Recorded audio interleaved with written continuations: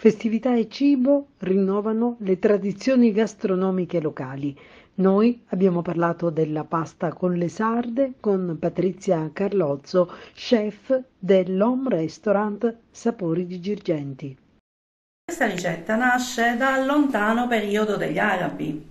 Infatti ci fu proprio un generale siciliano, Eufemio da Messina, che volendo liberare, diciamo, la Sicilia dal dominio bizantino, si fece aiutare da questo esercito arabo che era sbarcato a Mazara del Vallo. Questo esercito naturalmente aveva un cuoco perché dovevano mangiare questi poveri soldati e allora non fece altro che assemblare quello che era il mare e quindi le sarde fresche del porto di Mazara del Vallo con il finocchietto selvatico che noi troviamo, che cresce spontaneamente nelle nostre campagne.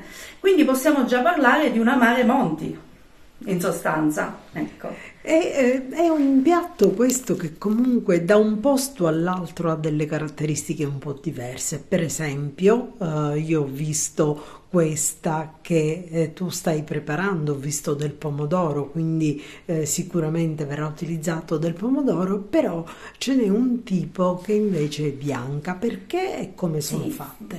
praticamente quella bianca è della provincia di Palermo, dove diciamo che nasce un po' questa ricetta, ecco, anche perché considerate che il pomodoro non era molto facile da trovare in quel periodo, nel periodo sempre degli arabi, e quindi hanno sostituito il pomodoro con lo zafferano, proprio per colorare questo piatto che se no altrimenti sembrava troppo verde, ecco, troppo monocolore, ecco. E poi anche perché gli arabi che cosa hanno portato da noi? Hanno portato anche le 1000 spezie che noi ci ritroviamo nella nostra cucina. E se volessimo prepararla, allora, questa Sì. pasta con le sarde, come si Come si elabora prepara? questo piatto? Allora, noi nella nostra provincia, quindi provincia di Agrigento, la facciamo quindi proprio con il sugo.